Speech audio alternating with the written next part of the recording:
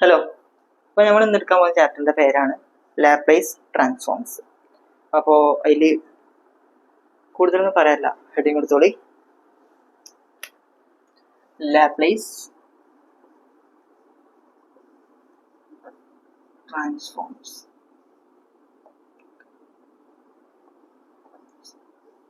അപ്പോൾ ഈ ചാപ്റ്ററിൽ ഫസ്റ്റ് തന്നെ വരുന്നത് ഒരു ഡെഫിനിഷനാണ്. ലാപ്ലേസ് ട്രാൻസ്ഫോം എന്താണെന്നുള്ള ഡെഫിനിഷനാണ് വരുന്നത്. അപ്പോൾ അത് എഴുതി കൊടുക്കുക. Let f be a function defined for t greater than or equal to 0, then the integral L of f of t. L of f of t is equal to integral 0 to infinity e raised to minus st f of t dt.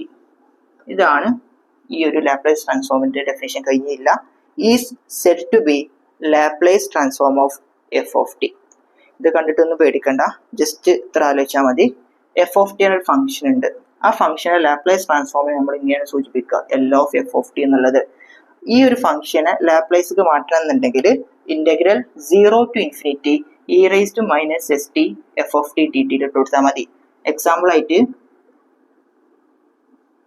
F of t equal to sine t ആണെന്ന് വിചാരിച്ചു. F of t equal to sine t ആണെന്നുണ്ടെങ്കിൽ അത് നമ്മൾ എന്താ ചെയ്യുക, integral 0 to infinity e raised to minus s നെ അതേമാതിരി ചെയ്താൽ e raised to minus st f of tick പകരം എന്ത് കൊടുക്കുക, സൈൻ ടി കൊടുക്കുക. എന്നിട്ട് എന്ത് ചെയ്യുക, പ്രൊഡക്റ്റ് വിളിച്ചിട്ട് കണ്ടുപിടിക്കുകയാണ് വേണ്ടത്. ഓക്കെ, ഞാനിത് കൂടുതൽ ക്വസ്റ്റ്യൻ ചെയ്യുക, ജസ്റ്റ് ഒരു എക്സാമ്പിൾ ആയിട്ട് കൊടുത്തതാണ്. ഇതിന്റെ ആൻസർ നമുക്ക് ചെയ്യാം. അപ്പോൾ ഒന്നാമത്തെ ക്വസ്റ്റ്യൻ എഴുതണം, അതിന്റെ ഇതൊന്ന് റബ്ബ് ചെയ്തിട്ട് ഞാൻ ക്വസ്റ്റ്യൻ വായിക്കാം. അപ്പോൾ ഒന്നാമത്തെ ക്വസ്റ്റ്യൻ ആണ്, എഴുതിക്കോളി. Evaluate L of 1.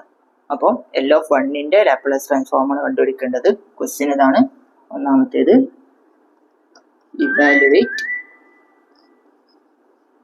L of 1.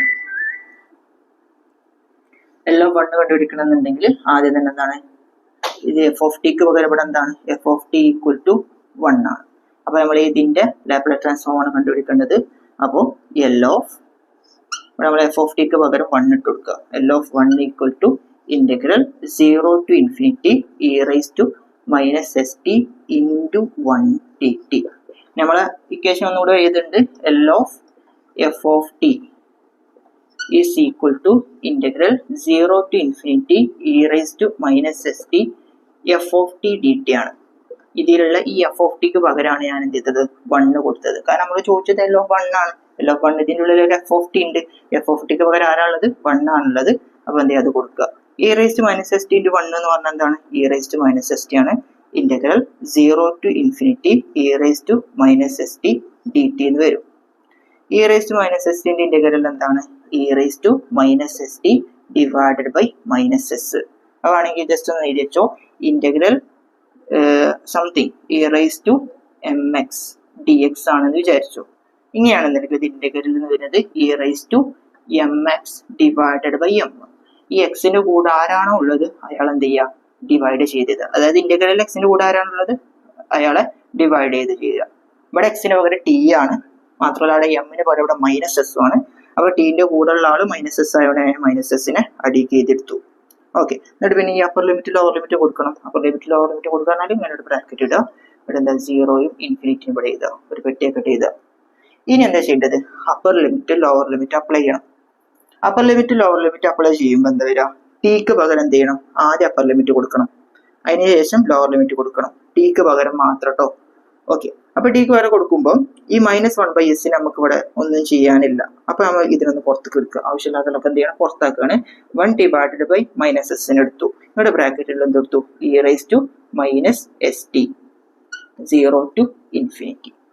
ഇനി നമുക്ക് ടിക്ക് പകരം ആദ്യം ഇൻഫിനിറ്റി കൊടുക്കുക. അപ്പൊ ടിക്ക് പകരം ആദ്യം ഇൻഫിനിറ്റി കൊടുത്ത് എന്താ വരിക, e raise to minus s into infinity എന്ന് വരും. ഓക്കെ, പിന്നെ മൈനസ് ഒരു മൈനസ് ഇടുക, പിന്നെ ടിക്ക് പകരം 0 കൊടുക്കുക. അപ്പൊ ഇ റൈസ് ടു എന്താണ്, മൈനസ് എസ് ഇൻറ്റു 0 എന്ന് വരും.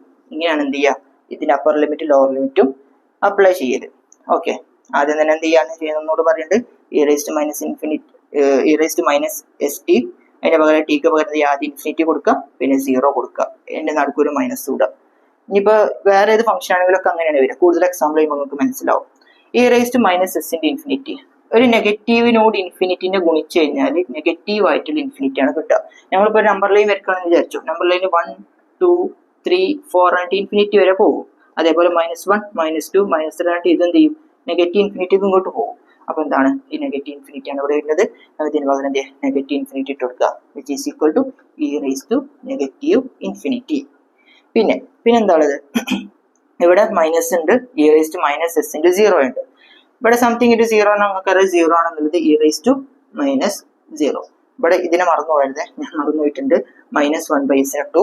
അതേപോലെ തന്നെ ഇവിടെ എന്തുണ്ട്, -1/s ഉണ്ട് കേട്ടോ. ഓക്കെ, അത് റെഡി ആണല്ലോ.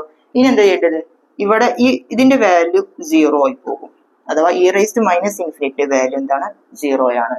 അത് ഞാനൊന്ന് ജസ്റ്റ് ഇതൊന്ന് കോളത്തിലാക്കി വെച്ചോളൂ, നിങ്ങൾക്ക് എപ്പോഴും ആവശ്യം വരുന്ന സംഭവമാണ്. അതേപോലെ തന്നെ ആവശ്യം തന്നെയാണ് e raised to -infinity value 0 ആണ്. അതേപോലെ തന്നെ e raised to positive infinity ആണെങ്കിൽ അതിന്റെ വാല്യൂ ഇൻഫിനിറ്റി ആണ്. ആ കാര്യം എന്ത് ചെയ്യുക, ഒന്ന് ഓർത്ത് വെക്കണേ. പിന്നെ e raised to 0, something raised to 0 അതിന്റെ വാല്യൂ 1 ആണ്. അപ്പൊ answer -1 divided by s into -1 എന്ന് വരും. ഈ നെഗറ്റീവും തമ്മിൽ ക്യാൻസൽ ആവും. ആൻസർ 1 ഡിവൈഡഡ് ബൈ s എന്ന് വരും. അപ്പൊ നമ്മളെന്താ കണ്ടുപിടിച്ചത്, L(1) ആണ്. L(1)ന്റെ വാല്യൂ 1/s ആണ്. കൂടുതൽ എക്സാമ്പിൾ ചെയ്യുമ്പോൾ ഇനി മനസ്സിലാവും. ഇവിടെ എന്ത് ചെയ്യുക, നിങ്ങളൊരു ബുക്കും പേപ്പറും എടുത്തിട്ട് എന്ത് ചെയ്യുക, ഇത് ചെയ്യുക, പേപ്പറും പേനി. ഓക്കെ, എന്നിട്ട് എന്ത് ചെയ്ത് ചെയ്തിട്ട് എന്ത് ചെയ്യുക, ഇതിന്റെ കൂടെ തന്നെ ഞാൻ ചെയ്യുന്നതിനനുസരിച്ച് ചെയ്തു പോവുക. അതിനുശേഷം വീഡിയോ എന്ത് ചെയ്യുക, പോസ് ചെയ്തിട്ട് ഒന്നുകൂടി നിങ്ങൾ സ്വന്തമൊക്കെ ചെയ്ത് നോക്കണം. എന്തായാലും ചെയ്യുമ്പോൾ തെറ്റും. പിന്നെ എന്ത് ചെയ്യുക, പിന്നെയും ചെയ്യുക. Okay, thank you.